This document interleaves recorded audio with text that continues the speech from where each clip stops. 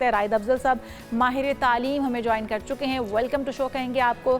راہد افضل صاحب, آپ ہی سے رہنمائی چاہیں گے. انٹرنیٹ کا دور ہے اور ہر چیز جتنی جدید ہو چکی ہے, بچے جو ہے ان کو گھر بیٹھے ہوئے گیجٹس سے دور رکھ پانا اور پھر تعلیمی نظام کو شفافیت کے ساتھ ان کے تک پہنچا پانا, کیونکہ بچے جب ایگزام آن لائن دے رہے ہوتے ہیں, اسپیشلی سامنے بکس کھلی ہوتی ہیں اور ان کا دھیان لیپ ٹاپ کی طرف ہوتا ہے اور وہ ٹیچر بھی دیکھ رہے ہوتے ہیں, لیکن اس کے باوجود بچے کتابوں سے دیکھ کر لکھ رہے ہوتے ہیں, تو کیا آپ سمجھتے ہیں کہ اس طرح سے ممکن ہو پائے گا؟ دو باتیں اس میں ہم ہیں. پہلی بات تو یہ کہ پیرنٹس یہ بالکل کلیئرلی, میں بالکل اعتماد سے کانفیڈنس کے ساتھ آپ کو بتا رہا ہوں کہ آپ کے بچے کو ایگزام پاس کرنے کے لیے جو بھی پڑھائی اسکول میں کرنی ہے نا, وہ ساری آن لائن موجود ہے, بلکہ اس سے اچھی موجود ہے, بلکہ گرافکس ویڈیوز کے ساتھ موجود ہے, بلکہ ایک ایک ٹاپک کے اوپر 10 مختلف طریقے کے لیکچرز موجود ہیں, انگلش اور اردو دونوں میں. یہ پہلی بات ہو گئی. دوسری بات یہ آ جائے کہ پریپریشن جو ہے نا وہ گھر پہ بیٹھ کے کرنی ہم پاکستانیوں کے لیے اس لیے مشکل ہے کیونکہ ہمارا نظام تعلیم شروع سے بچوں کو ڈیپینڈنٹ رکھتا ہے پیرنٹس کے اوپر, ٹیچرز کے اوپر, اسکول کے اوپر, ٹیوٹر کے اوپر. ہمارے بچے, ہمارے اسٹوڈنٹس انڈیپینڈنٹ لرنرز نہیں ہیں. یہیں پہ تھوڑا سا اگر احساس نہیں ہوتا کہ یہ پڑھائی کس طرح سے پیدا کی جا سکتی ہے. یہ دیکھیے, اس کے لیے آپ کو بار بار بچوں کو یہ بتانا ہوتا ہے کہ یہ پڑھائی وہ اپنے پیرنٹس کے لیے نہیں کر رہے, یہ پڑھائی وہ اپنے مستقبل کے لیے کر رہے ہیں, اس میں ان کا فائدہ ہے, یہ ان کی ضرورت ہے. لیکن ہم یہ دیکھتے ہیں, ہم جیسے لوگ جو اسکولوں میں جاتے ہیں آبزرو کرتے ہیں کہ ہر وقت پیرنٹس ہی پریشان ہو رہے ہوتے ہیں, بچے ریلیکس ہوتے ہیں. میں نے کتنی دفعہ بچوں سے پوچھا, اسٹوڈنٹ سے پوچھا, یونیورسٹی کے اسٹوڈنٹ سے پوچھا, کیا آپ نے کبھی اپنے پیرنٹس کو ڈیتھ بیڈ پہ دیکھا؟ کیا آپ نے تصور کیا کہ آپ کے والدین کے مرنے کے بعد آپ کا کیا حال ہوگا؟ تو انہوں نے کبھی یہ سوچا ہی نہیں ہوتا کہ ہمارے پیرنٹس مریں گے اور ہمیں ان کی جگہ لینی ہوگی اور ہم انڈیپینڈنٹ ہوں گے. تو پلیز بچوں کو یہ احساس دلائیے کہ یہ پڑھائی وہ اپنے لیے کر رہے ہیں, پیرنٹس کے لیے نہیں کر رہے. ٹھیک ہے. اور راہد صاحب, اس کے لیے بھی بچوں کو تھوڑا سا بالغ ہونا پڑے گا یا اتنا سمجھدار ہونا پڑے گا کہ وہ اس فیلنگ کو سمجھ سکیں. جو چھوٹے بچے ہیں, اب ان کو کس طرح سے انڈیپینڈنٹ بنایا جائے, ان کو کس طرح سے یہ ریلائز کروایا جائے کہ آپ نے خود سے اپنے فائدے کے لیے سب کچھ کرنا ہے؟ جی دیکھیے, اس میں بہت اہم بات یہ ہے کہ ہمارے پیرنٹس جو ہے نا وہ بچوں کو انڈر ایسٹیمیٹ کرتے ہیں. ٹھیک ہے, انڈر ایسٹیمیٹ کرتے ہیں. وہ یہ نہیں سمجھتے کہ ان کے بچے بڑی جلدی بہت میچیور ہو گئے ہیں. 7 سال کی عمر تک 80% انسان کی پرسنالٹی بن گئی ہوتی ہے. 9 سال کی عمر کا بچہ آج کل اچھا خاصا میچیور ہے. آپ ان کو انڈر ایسٹیمیٹ نہ کریں, آپ ان کے اوپر ذمہ داریاں ڈالیں, آپ ان کو خود سے کام کرنے دیں, آپ ان کو ان کی اپنی لرننگ پڑھائی کی ذمہ داری دیں. بار بار ان کو کہیں بیٹا اس میں تمہارا فائدہ ہے, یہ تم کرو گے اس میں تمہارا اپنا فائدہ ہوگا. بار بار یہ بات ان کو دہرائیں. بالکل صحیح کہہ رہے ہیں آپ راہد افضل صاحب. ایک منٹ میں آپ کو ایڈ کرنا چاہوں گا. آپ کو پتا ہے یہ جو مارچ 31 کو ہمارا سیشن, پاکستانی سیشن ایجوکیشن کا اینڈ ہو رہا ہے, میں آپ کو اسلام آباد کا ڈیٹا دے رہا ہوں, کیپٹل کا. وہاں پہ 143 ڈیز پڑھائی ہوئی ہے. 143 یہ one of the lowest days ہیں پنجاب میں جو بچے اسکول میں گئے ہیں. 143, یہ پہلی بات نوٹ کر لیں. لوئسٹ نمبر آف ڈیز جو ہے نا دنیا کے وہ 190 ہیں, ورنہ پوری دنیا میں 190 ڈیز سے کوئی اسکول ایسا نہیں ہے جس کی کم پڑھائی ہو. یہ دوسرا پوائنٹ ہے.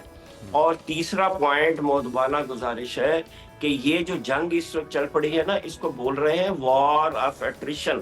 وار آف ایٹریشن, آپ بار بار یہ ورڈ سن رہے ہیں اور مجھے پتا ہے کہ بہت سے لوگوں کو اس کا مطلب نہیں پتا.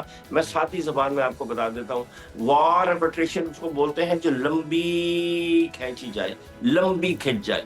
तो आप मुझे ये बताइए कि अगर ये वॉर ऑफ अट्रिशन लंबी खिंच गई, स्ट्रेट ऑफ हॉर्मुज जैसे बंद हो रही है वो बंद हो गई, पेट्रोल की कीमतें ज्यादा हो गई और बच्चे वाकई घरों पे लंबे टाइम के लिए बैठ गए, तो बिल्कुल आपके सही पास कह तो रहे हैं आप पेरेंट्स के रायदा पास साहब, घर में इसके बैठा अलावा के पढ़ाने के अलावा कोई कोई चारा और नहीं। ऑप्शन नहीं है। हमने ये चीज़ कोविड जी। के दौरान भी देखी थी, जब हमारे पास कोई ऑप्शन नहीं बची थी और बच्चों को ऑनलाइन क्लासेस ही दिलवानी पड़ी थी। इस वक्त भी जंग की सूरत हाल है। वैसे तो हमारी गवर्नमेंट के करने के काम है कि उनको कोई ऑल्टरनेट सोर्सेज जो है वो पाकिस्तान के अंदर होने चाहिए थे, या इतनी कैपेसिटी होनी चाहिए थी पाकिस्तान के अंदर कि कम से कम गर्मियों की छुट्टियों से पहले तक बच्चों को स्कूल उनके बंद ना किए जाएं। दफातर चाहे अब वो 50% पे कर दें, लेकिन स्कूल जो है वो चलते रहने चाहिए थे, क्योंकि इस वक्त एग्जाम्स का टाइम है।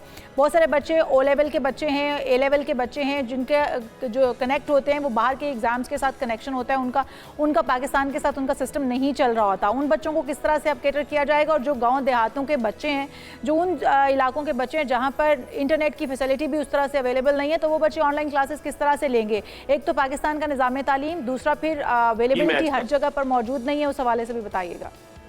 जी, मैं आपको इसका क्लियर जवाब देता हूँ। देखिए, मेरे बेटियों ने सब ने OA लेवल्स किए हैं। OA लेवल्स के लिए you don't need to go to school. पहले बात ये क्लियर कर ले, ये OA लेवल्स का मसला ही नहीं है स्कूलों का बंद होना, उन्हें इससे कोई फर्क नहीं पड़ता। Put that on a side, that's number 1। Number 2, सारा मसला आपने जैसे कहा हमारे उन बच्चों का है जो लोअर मिडिल क्लास से ताल्लुक रखते हैं, जिनके पास इंटरनेट नहीं है, जिनको इंडिपेंडेंट लर्निंग करने नहीं आती। ये उनके लिए बहुत बहुत बहुत बड़ा क्राइसिस है। मैं आपको एक छोटी सी बात बताना चाहता हूँ प्लीज।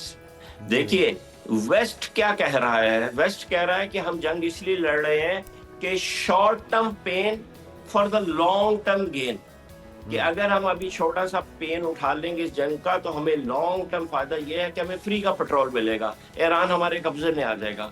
और हम क्या कर रहे हैं? हम इसका बिल्कुल बरक्स कर रहे हैं।